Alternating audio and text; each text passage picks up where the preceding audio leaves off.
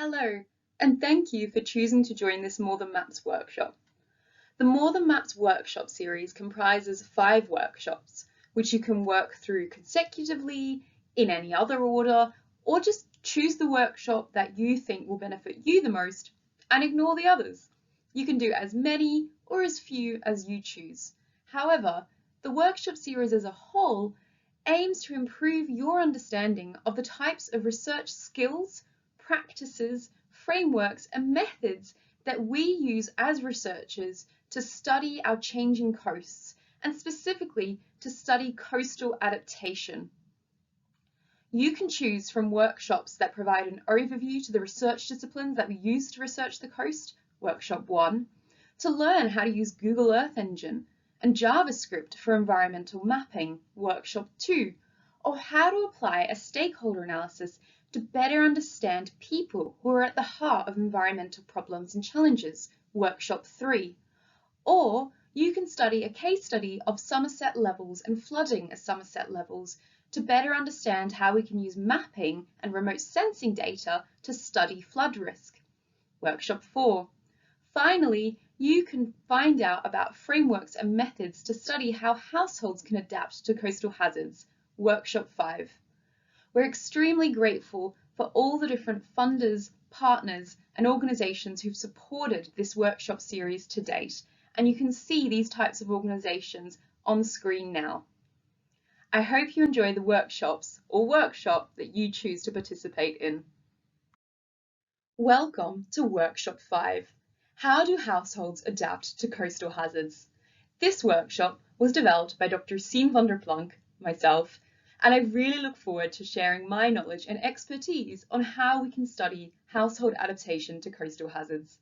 Don't forget to open your workshop booklet to support your participation in this workshop and enable you to take part in the interactive elements. I hope you enjoy Workshop 5. We are always looking to improve the More Than Maps workshops and learn from you how we can make the experience better and improve your learning about coastal change, climate change, and coastal adaptation. Please take 1 minute to complete this survey to help us improve the workshops. Before we get started with today's workshop, let's take a moment to think about the links to the UK A-level curriculum. Some of the links include that we will be discussing qualitative skills, how we might look at written and verbal data sets. We will be examining case studies both in the UK and internationally of coastal hazards. Key concepts that will be covered in today's workshop include risk, vulnerability, and adaptation.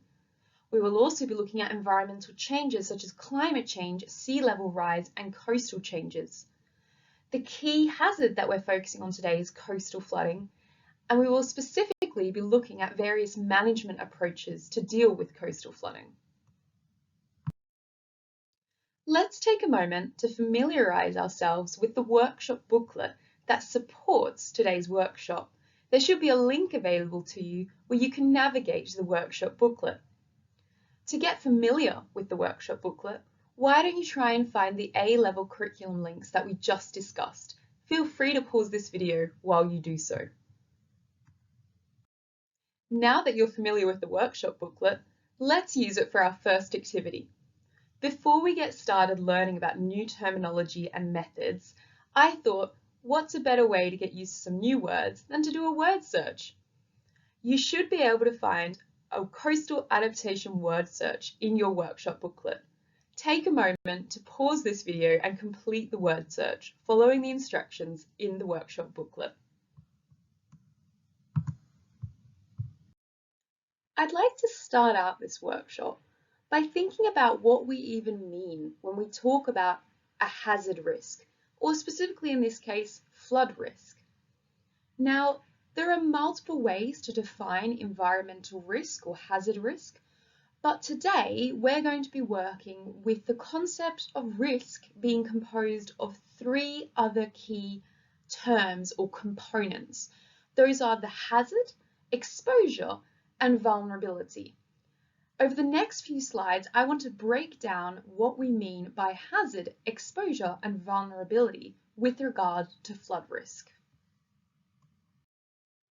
When we talk about a hazard with regard to some kind of environmental risk, such as flooding, what we're really talking about is that environmental phenomenon before there's any sort of human interference in it. Although with the case of flooding, there often is human interference that actually causes the hazard to happen in the first place.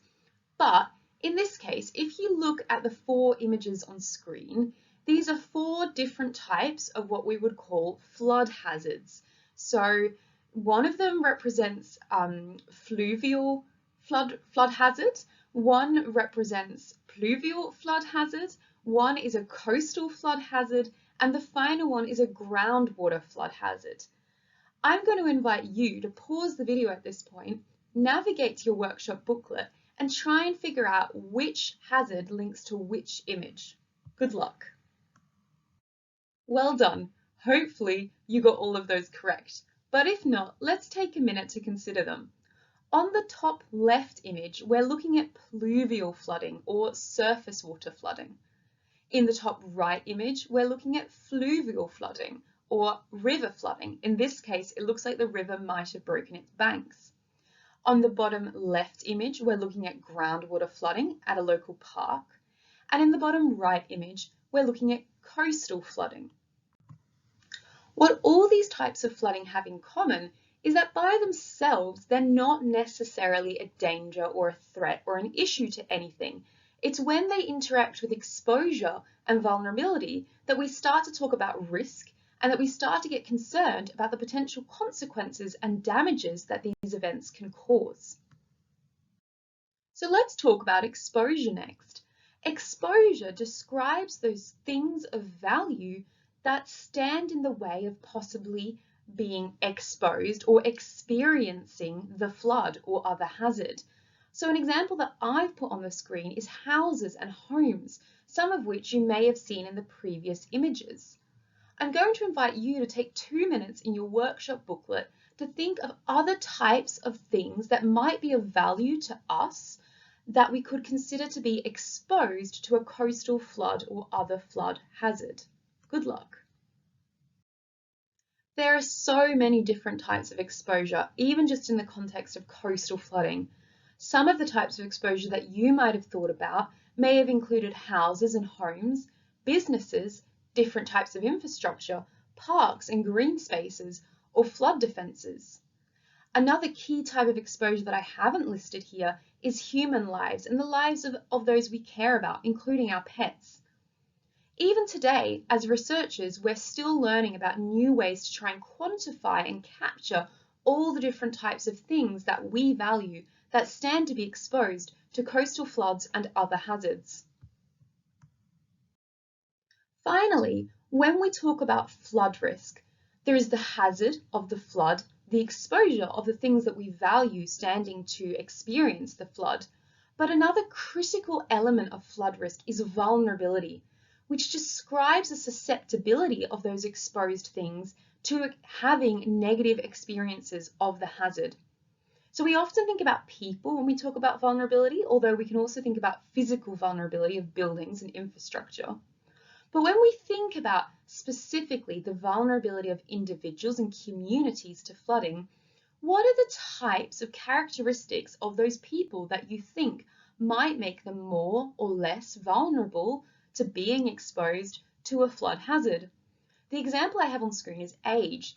As you can imagine, very young people, babies, toddlers, children, and the elderly who are perhaps less mobile or have less access to technology to learn about floods occurring are often considered to be more vulnerable population groups in the context of a flood hazard. I suggest you now pause the video for a couple of minutes, turn to your workshop booklet, and try and think of some other types of characteristics, specifically of people, that might make them more or less vulnerable to a flood hazard. So on this slide, I've listed some types of vulnerability of certain population groups to be exposed to the negative consequences of a flood hazard. These might include age, gender, education, income, home ownership, the type of home in which they live, social networks, and access to insurance. There are many more types of vulnerability, some of which I'm sure you thought of and noted down in your workshop booklet. So now that we've discussed what coastal flood risk and flood risk more generally is, what we mean when we talk about risk, we get to the next step of risk management, which is what can we do to manage that risk? On this screen, you will see an image of the Thames Barrier in London or near London, which represents a major engineered way of managing risk. This is a significant flood defence asset that significantly reduces the chances of London experiencing a coastal flood event. On this image, we see yet another example of how engineered flood defences are preventing this river from running perhaps its natural course and flooding people's homes, instead following the particular navigation pathway that we want it to follow, therefore preventing homes and other exposed assets from flooding. Engineered flood defences represent a major, significant and incredibly important way to reduce the risk or chance of coastal flood and river flood events from occurring, therefore reducing damages to exposed assets and in some ways preventing vulnerability from playing a role in flood events because it's preventing flood events from occurring at all. Nevertheless, when we talk about flood risk, we always need to keep at our back of our minds this question of residual risk, which describes the fact that no matter what management options or approaches we take to addressing coastal flooding, there is always that chance that a flood event will still occur. I've posted here a video that will take you 2 minutes to watch that shows you flooding in the Netherlands in the summer of 2021. This video aims to demonstrate how, as you watch the video, you see all these flood defences and yet flooding has still occurred. This is what we call the residual risk of flooding. I now invite you to take 2 minutes to turn to your workshop booklet and think about the difference between risk and residual risk. There are 4 key learning outcomes from today's workshop, and hopefully you now feel more confident in defining risk and describing residual risk. Let's move on to the second learning point in today's workshop. Now that we understand what risk means, let's talk about coastal flood risk in England today. So some of the most recent figures we have for homes exposed to coastal flooding in England are from 2018. And in 2018, there were 370,000 homes located in areas with an 0.5% or greater annual chance from coastal flooding in England. And we call this a pretty significant exposure or chance of coastal flooding. If we talk about flooding more generally, so river, coastal or surface water flood risk, in 2018 there were 860,000 homes exposed to flooding. So we can see that flooding and coastal flooding pose a major risk in England. Unfortunately, climate change is posing a key driver to increasing coastal flood risk in England. So by the 2080s, we may expect up to 1.2 million homes to be located in areas at or a greater than 1 in 75 chance of flooding in any given year. However, if we think back to what coastal flood risk means, climate change isn't the only driver of an increase in coastal flood risk. So there are other drivers that are increasing the hazard, such as catchment runoff, fluvial processes, subsidence, and other coastal processes. And then there are other processes that are driving an increase in vulnerability and exposure, such as population growth and change, and socioeconomics and human behaviour. Let's think about some ways in which you can check on your flood risk. If you're located in England while you're following this workshop, you should be able to navigate to the link that is being shared with you to check for your flooding today. The postcode that I have entered is SO171BJ, the postcode of the University of Southampton. And on the day that I entered that postcode into the flood risk checker for today, there were no flood warnings or alerts in this area, meaning there was no imminent risk or threat of coastal flooding or other types of flooding occurring in Southampton at that location on that day. The previous exercise checked our flood risk or the chance of flooding happening today. So when you entered your postcode, you were looking at whether there was any chance of flooding occurring pretty much right now or in the next 24 hours. We can also check our long-term flood risk. So generally, because of topography and local rivers and terrain, what are the chances of your property or your home or your university experiencing flooding? Again, there should be a link shared with you where you can check that. And again, I checked for the University of Southampton, and you can see in the map on screen where there are more significant chances of flooding, where there is dark blue marked and a paler blue aside from the river. But again, you can see that the flood risk summary around the University of Southampton suggests that the chance of flooding from the rivers and the sea is very low. Another tool that you can use to think about your flood risk is called Climate Central, and I'm pretty sure that this one works anywhere in the world, so you can use it even if you're not located in England or the UK. If you go to Climate Central, you can navigate to your location, where you can use search places to search, and in the red you can see what they're expecting land to be below annual flood levels in 2050. And what you can do is compare this map to the previous map to compare flood risk today to flood risk in 2050. So in summary, when we're thinking about flood risk, there are three different timescales. I mean, there are probably more timescales, but there are three timescales that we could think about flood risk in terms of. So we can think about flood risk today. What are the chances of flooding now in the next 24, 48 hours? We can think about long-term flood risk. So generally, what is the annual chance of flooding occurring in your location? And we can also think about flood risk in the context of climate change and other drivers of a changing flood risk. And there are great projects such as Climate Central where we can check out what our flood risk looks like under future scenarios. I'm conscious that I have spent a lot of time in this workshop talking about flood risk and coastal flood risk as something that might happen.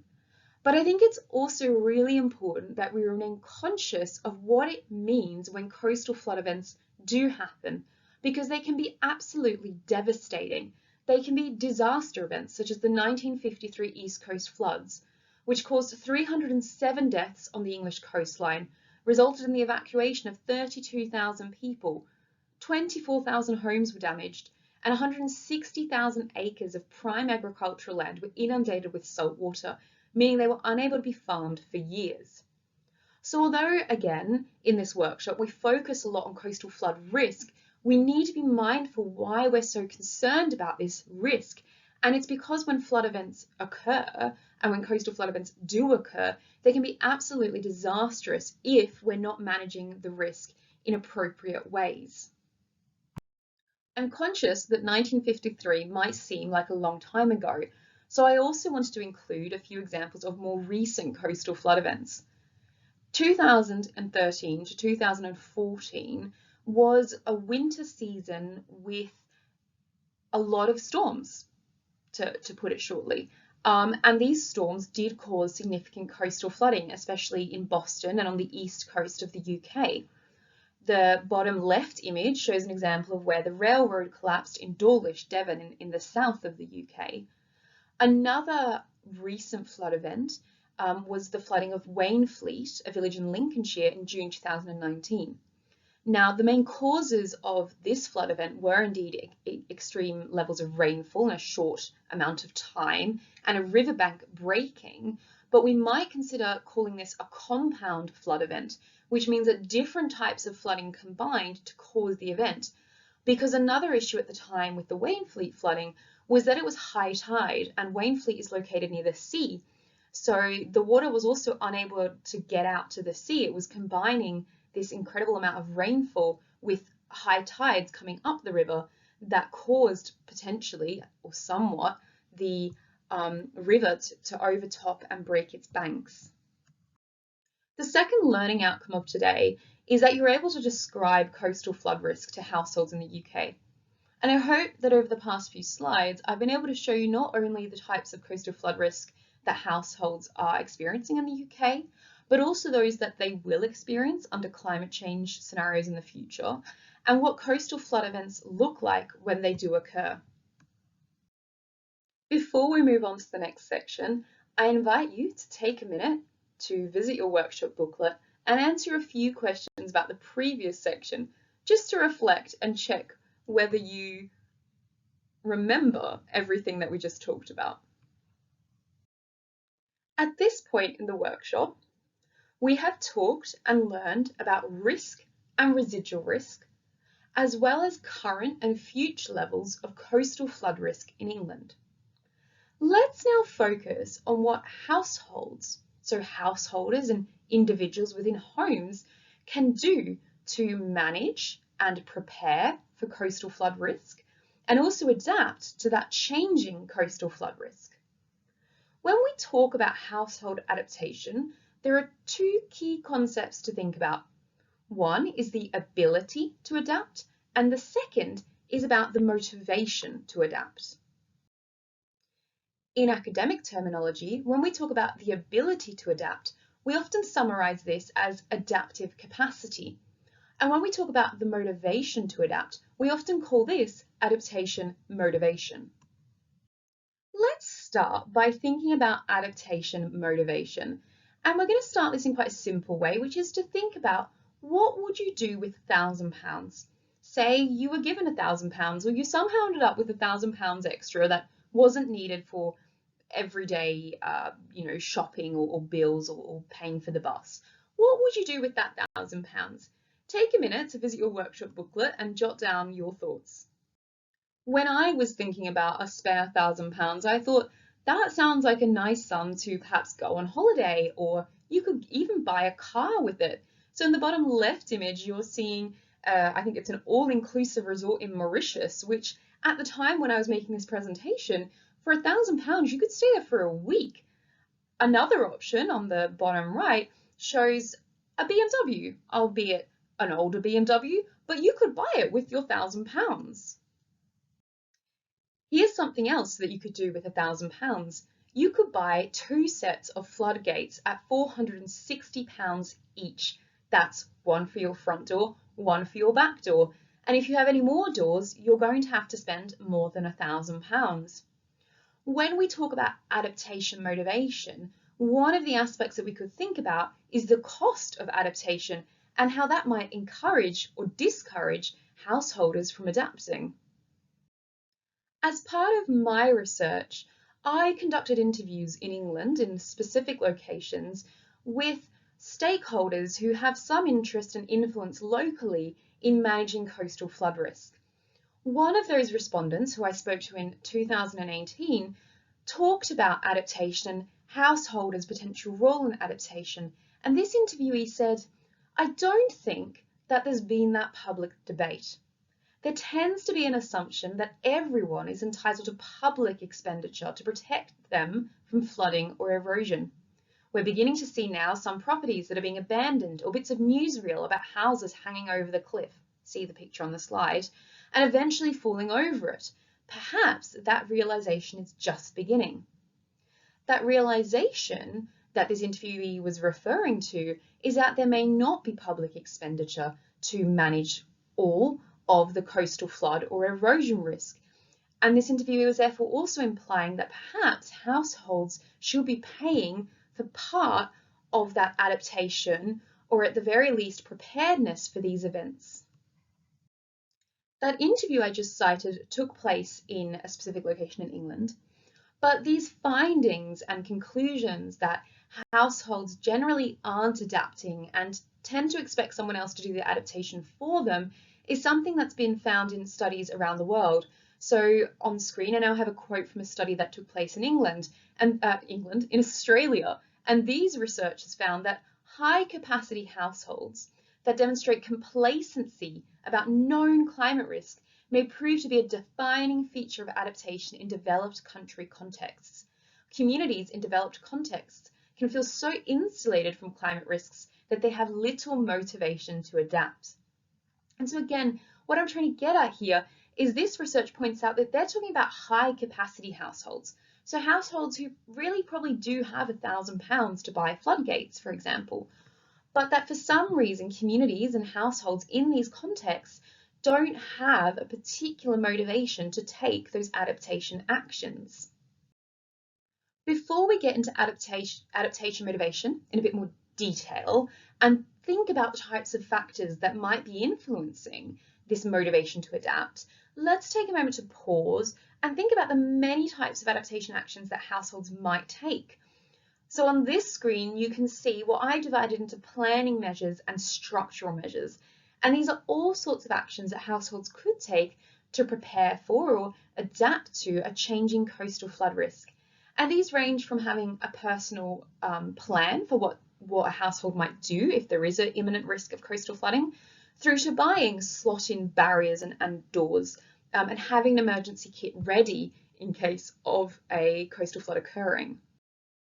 In my research, I examined what households are doing to adapt to coastal flood risk, and I also pondered why some households were taking actions while others weren't.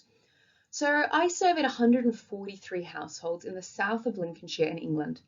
And of those 143 households, 94.4% had taken at least one adaptation action. So generally we could say that most households are doing something to adapt to coastal flood risk.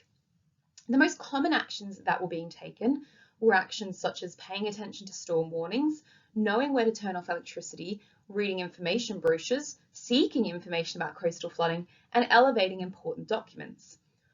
But the question that I asked was, why are these households adapting, and why are some households taking significantly more adaptation actions than others? To answer that question, I did something that we do quite often in research, which is I looked at existing theories and frameworks to see if there was one that was able to capture what I was seeing in this case study.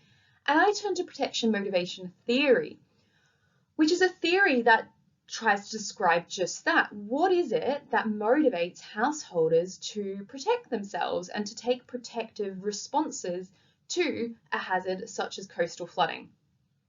So if we look at household adaptation to coastal hazards, we could describe their protection motivation, for example, that they might perceive there to be coastal hazards such as flooding, storm surges, and erosion, that they can learn about those hazards and their ability to do something about it, such as through environmental factors, so social networks, who they speak to, where they receive information about flooding, and also intrapersonal characteristics that we talked about earlier in terminology of vulnerability. So a householder's gender, age, education, whether they own their home or not, and also questions such as their attitudes to risk. Is this householder happy to take on some risk, or are they what we call risk averse and they prefer to minimize their risks? We then combine this with their perceptions of responsibility, threat, and coping. When we talk about responsibility, we're describing a householder's sense of being responsible for doing something about coastal flooding, and also their perceptions of others being responsible for that. When we talk about threat, we talk about householders' interpretations of or expectations of future floods occurring and their expectations of what the impacts will be. Would it be a very severe flood, or would it be quite a minor flood? We also talk about coping. So do householders feel helpless in the face of floods, or do they feel like there are adaptation actions they can take, that they can afford to take, and that they think will work? This all then feeds into a householder's motivation, whether they will or will not take adaptation actions. And that finally results in a response, a protective response, that might be to sign up for flood warnings or to install floodgates at the doors. So talking about protection motivation in the context of coastal flooding in Lincolnshire, what I found in the context of coastal flooding was that these factors on screen now seem to be influencing the types of response that householders were taking to coastal flood risk. For example, in terms of environmental factors that influenced whether households were taking adaptive responses or not, Awareness of local hard flood risk management seemed to increase the likelihood that they would take an adaptive response, so there being local flood defences.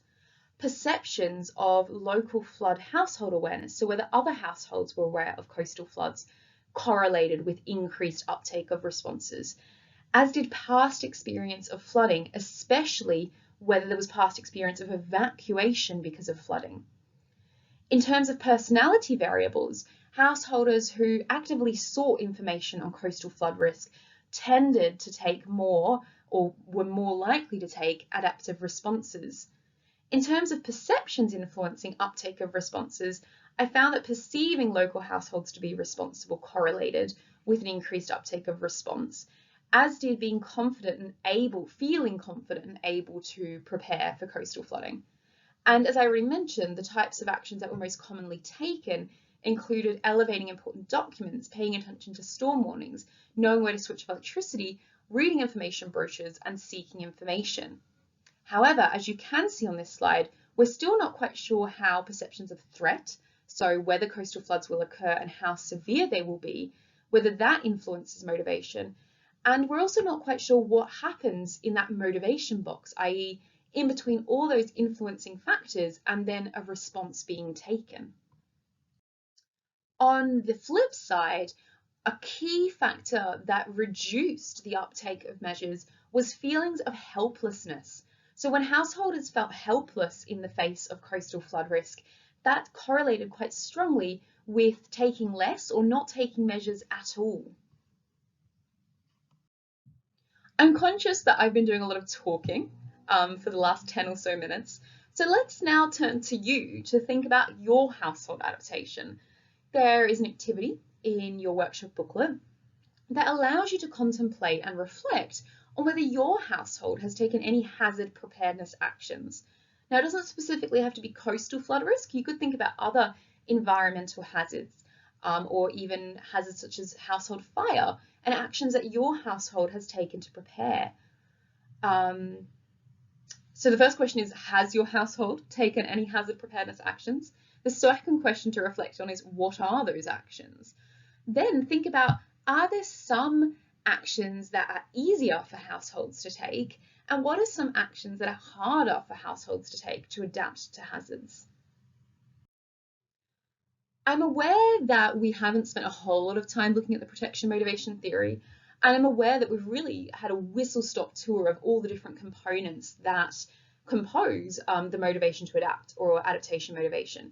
However, I do hope at this point that when you think about household adaptation, you think not only about the ability of a householder to adapt, but you also contemplate how their motivation to adapt may also influence whether they take adaptation measures or not. Hopefully, by this point in the workshop, you now feel confident to provide examples of the types of factors that affect household adaptation. Okay, so I've spent most of this workshop talking about flood risk and specifically coastal flood risk, but I think it's important that you're aware and that we reflect on the fact that the frameworks that we've learnt about, such as protection motivation theory, and the definitions and terms such as risk and residual risk apply to other coastal hazards as well.